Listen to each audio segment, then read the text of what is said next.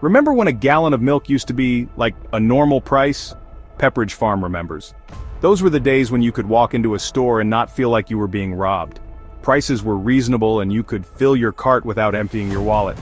These days it feels like every trip to the grocery store is a punch to the gut. Meat, forget about it. Eggs, they're basically Fabergé. The cost of these essentials has skyrocketed, making it harder for families to afford the basics. And don't even get me started on bread. A loaf of bread now costs as much as a small meal used to. It's absurd. We've all been hit with rising prices and it's hitting our wallets where it hurts. Every receipt is a painful reminder of how much more we're paying for less. The worst part? These aren't luxury items. We're talking about basic necessities. Milk, bread, eggs. These are things we need to get by every day. The things families need just to survive. It's not about living lavishly. It's about making sure there's food on the table. This isn't just a minor inconvenience, it's a major crisis. Empty pantry shelves are becoming a common sight and it's heartbreaking. People are struggling to put food on the table, and the powers that be seem content to let it happen. It's a dire situation that needs immediate attention. Well, we're not going to stand for it. Communities are coming together, raising their voices and demanding change. It's time to ask some tough questions and demand some real answers. We need to hold those in power accountable and ensure that everyone can afford the essentials. Here's a fun fact that's not actually fun at all. When prices go up, they rarely come back down. It's a phenomenon that affects everything from groceries to gas. When prices go up, they rarely come back down. This isn't just a temporary inconvenience. It's a long-term issue that impacts our daily lives. Remember the gas crisis a few years back? Prices spiked and everyone freaked out. The panic was real, and the impact was felt across the board. Then, things settled. But did gas prices ever really go back to what they were before? Nope, they stayed high and we just got used to it. That's because corporations love a good crisis. It gives them the perfect cover to jack up prices. And once they've gotten a taste of those sweet, sweet profits, they're not eager to give them up. They use every excuse in the book: supply chain issues, increased costs, you name it. But let's be real, folks, this isn't about economics, it's about greed. Plain and simple. They'll blame it on supply chain issues, increased costs, whatever they can get away with. But the truth is they just want to keep those profits rolling in. But let's be real, folks. This isn't about economics, it's about greed. Plain and simple. These companies are making record profits while families are struggling to afford basic necessities. These companies are making record profits while families are struggling to afford basic necessities. It's a stark contrast that highlights the growing inequality in our society. It's time to call them out on their BS and demand better, because enough is enough. We need to stand up and fight for fair prices and economic justice.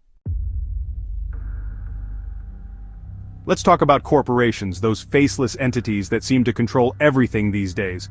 They're legally obligated to maximize profits for their shareholders. You know who shareholders aren't? That's right, the rest of us. So, when these companies see an opportunity to squeeze a few extra bucks out of us, they're gonna take it. And they don't care if it means we have to choose between buying groceries or paying rent. They're not evil necessarily, they're just wired differently. But here's the thing, we don't have to accept this. We have power as consumers.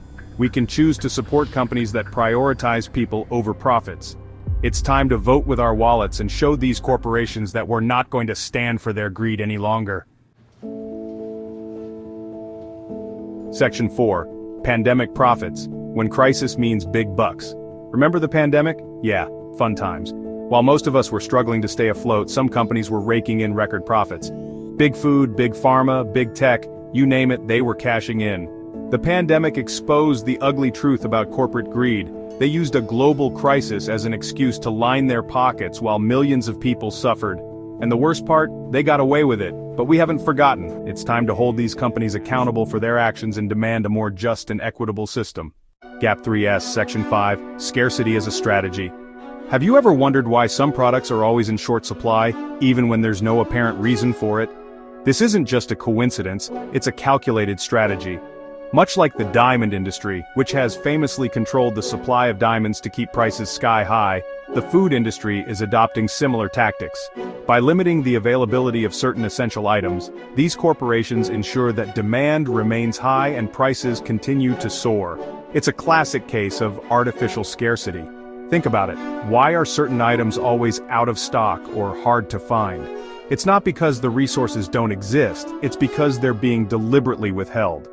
This creates an illusion of rarity, driving up the perceived value and consequently the price. This strategy isn't just about making more money, it's about controlling the market.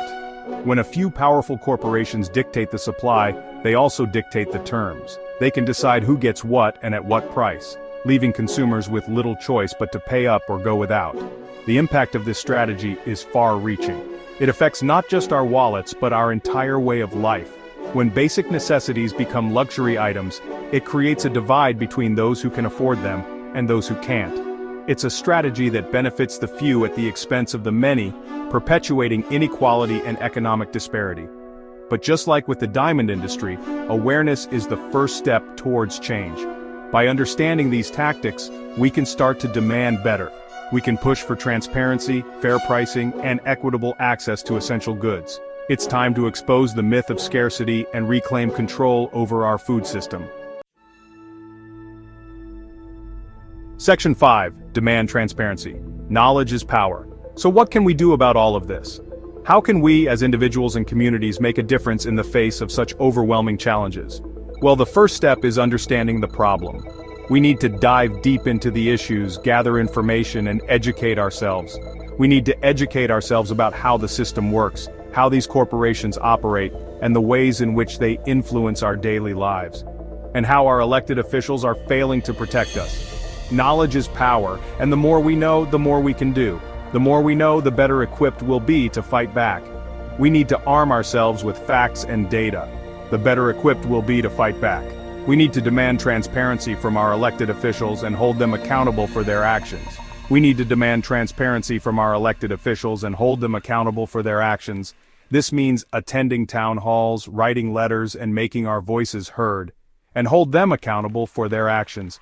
We need to support organizations that are fighting for economic justice and a fairer food system. We need to support organizations that are fighting for economic justice and a fairer food system. This isn't about left or right, it's about right and wrong, and a fairer food system. This isn't about left or right, it's about right and wrong. It's about standing up for what is just and fair. This isn't about left or right, it's about right and wrong.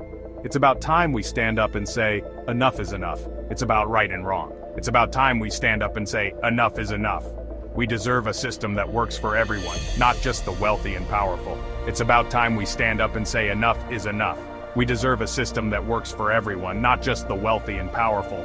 Let's make some noise and demand change. We deserve a system that works for everyone, not just the wealthy and powerful. Let's make some noise and demand change.